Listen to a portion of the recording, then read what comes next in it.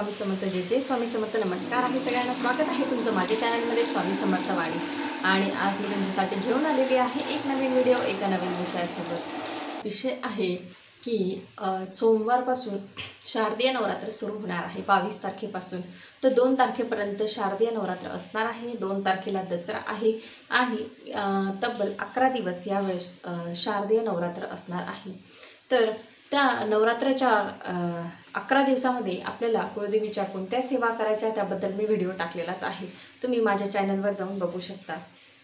त्यासोबत आजचा व्हिडिओ आहे आपला की घटस्थापनेच्या दिवशी आपल्याला कुळदेवीचं स्वागत करायचं आहे। ते कसं करायचं, त्या दिवशी कोणते कामं करायचे आहेत, त्याच्यानंतर तुम्हाला त्या दिवसापासून तर पूर्ण 11 दिवस रोज संध्याकाळी एक उपाय करायचा आहे।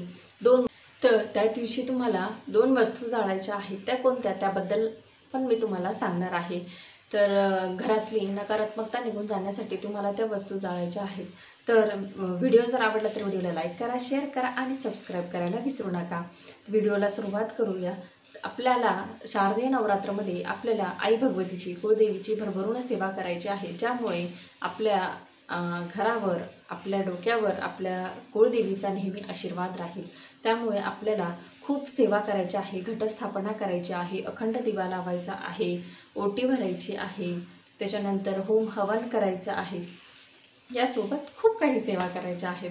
तर मी या घटाच्या दिवसामध्ये कोणत्या आपल्याकडून चुका घडू नये यासाठी सुद्धा व्हिडिओ टाकलेला आहे। तर घटस्थापनेच्या दिवशी तुम्हाला महिलांना लवकरात लवकर सकाळी उठायचं आहे, कारण त्या दिवशी आई भगवती आपल्या घरात येणार आहे। त्याच्यामुळे आपल्याला त्या दिवशी घटस्थापनेच्या दिवशी सकाळी लवकर उठा, त्याच्यानंतर घरातली सगळी कामे आवरून घ्या। सगळे कामं साफसफाई स्वच्छता झाल्यावर तुम्हाला जो उंबरठा आहे तो स्वच्छ करायचा आहे, मुख्य दरवाजा तुम्हाला स्वच्छ करायचा आहे आणि उंबरठ्याला तुम्हाला हळदीचं लेपन करायचं आहे। तर त्या दिवशीच नाही तर तुम्ही पूर्ण घटस्थापनेमध्ये 11 दिवस उंबरठ्याला हळदीचं लेपन करावं असं मला वाटतं, कारण आपल्या घरामध्ये आई भगवती जी असणार आहे ती सूक्ष्म स्वरूपात वास करणार आहे।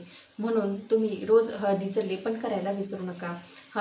हळद घ्या, त्याच्यामध्ये थोडं गोमूत्र टाका आणि त्याच्यानंतर ते हळदीचं लेपन तुम्ही तुमच्या उंबरठ्याला करू शकतात। तिथे छोटी रांगोळी काढायची, त्याच्यावर कुंकू हळद अक्षता टाकायच्या, त्याच्यानंतर जो मुख्य दरवाजा आहे तो तुम्हाला स्वच्छ पुसायचा आहे। त्या स्वच्छ पुसल्या गेल्यावर त्याच्यावर तुम्हाला स्वस्तिक काढायचं आहे, शुभ लाभ काढायचा आहे, कारण स्वस्तिक हे शुभतेचं प्रतीक आहे। म्हणून तुम्हाला एक स्वस्तिक मुख्य दरवाजावर काढायचं आहे। त्यानंतर जिथे तुमचं किचन आहे ते किचन सुद्धा तुम्हाला किचन ओटा, त्याच्यानंतर गॅस स्वच्छ पुसून जो गॅस असणार आहे त्याच्यावर सुद्धा तुम्हाला स्वस्तिक काढायचं आहे, कुंकू हळद अक्षता टाकायच्या आहेत। त्याच्या मागची जी भिंत असणार आहे किचनची त्याच्यावर तुम्हाला स्वस्तिक काढायचं आहे। त्याच्यानंतर जिथे तुमचा देव्हारा आहे तिथे तुम्हाला स्वस्तिक काढायचं आहे, कारण स्वस्तिक हे शुभतेचं प्रतीक आहे। म्हणून घटस्थापनेच्या दिवशी तुम्हाला या 3 ठिकाणी स्वस्तिक काढायचं आहे आणि तुम्हाला कुळदेवीचं अशा प्रकारे स्वागत करायचं आहे। अशा प्रकारे म्हणजे घरात साफसफाई असणे, उंबरठ्याला हळदीचे लेपन करणे किंवा स्वस्तिक काढणे, या गोष्टी तुम्हाला करायच्याच आहे। पण त्यासोबत तुम्हाला घरात त्या दिवशी भांडणं होता कामा नये याची काळजी घ्यायची आहे।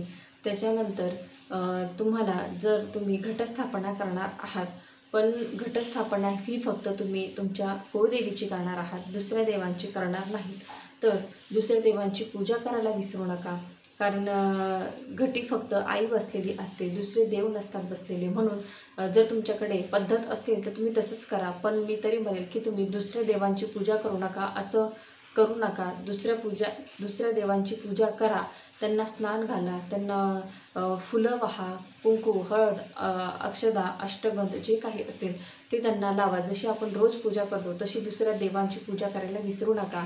तर त्यानंतर आणि ज्या महिला वर्किंग असतील, ज्यांना काही करणं शक्य नसेल, सेवा करणं होणार नाही, अशा महिलांना या पूर्ण नवरात्रीमध्ये 11 दिवस एक उपाय करायचा आहे। तो कोणता त्याबद्दल मी तुम्हाला सांगणार आहे।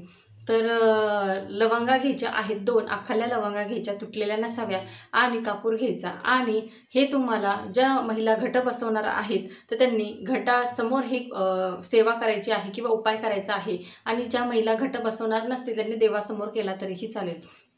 2 लवंगा घ्यायच्या, त्याच्यावर एक कापूर ठेवायचा. भीमसेनी कापूर घ्या, नसेल तर साधा घेतला तरीही चालेल. 1 किंवा 2 कापराच्या वड्या घ्या, 2 लवंगा घ्या आणि त्या तुम्हाला पेटवायच्या आहेत. म्हणजे पेटवा आणि त्याच्यानंतर हात जोडायचे आणि ओम एम ह्रीम क्लीम चामुंडाय विच्चय या मंत्राचा जोपर्यंत त्या लवंगा जळत नाही तोपर्यंत तुम्हाला या मंत्राचा जप करायचा आहे. आणि एकदा ते जे कापूर आणि लवंग आपण लावलेले आहे एकदा ते शांत झालं की तुम्ही मंत्र बंद करू शकता. जोपर्यंत ते जळत नाही तोपर्यंत तुम्हाला 99 मंत्र जो आहे त्याचा तुम्हाला जप करायचा आहे. आणि त्याच्यानंतर तुम्हाला प्रार्थना करायची आहे. याने काय होणार आहे की तुमच्या घरातली जी नकारात्मकता आहे ती पूर्णपणे निघून जाणार आहे. जर तुमच्याकडून सेवा करणं होणार नाही तर तुम्ही ही गोष्ट करू शकतात. सेवा तर मी तर म्हणेल की तुम्ही सेवा कराच, पण जर नाहीच होत असेल तुम्ही एवढं तरी करू शकता. आता तुम्हाला कळलं असेल की आपल्याला घटस्थापनेला कुलदेवीची आगमन कसं करायचं आहे किंवा कुलदेवीचं स्वागत कसं करायचं आहे. आणि तुम्हाला पूर्ण या 11 दिवसामध्ये हा जो महा उपाय आहे लवंगाचा कापूरचा हा तुम्हाला करायला विसरायचं नाही. याने तुमच्या घरामधली जी काही नकारात्मकता आहे ती नक्की निघून जाईल. तर अशा या छोट्याशा माहितीसोबत भेटूया पुढच्या व्हिडिओमध्ये. श्री स्वामी समर्थ. जय जय स्वामी समर्थ.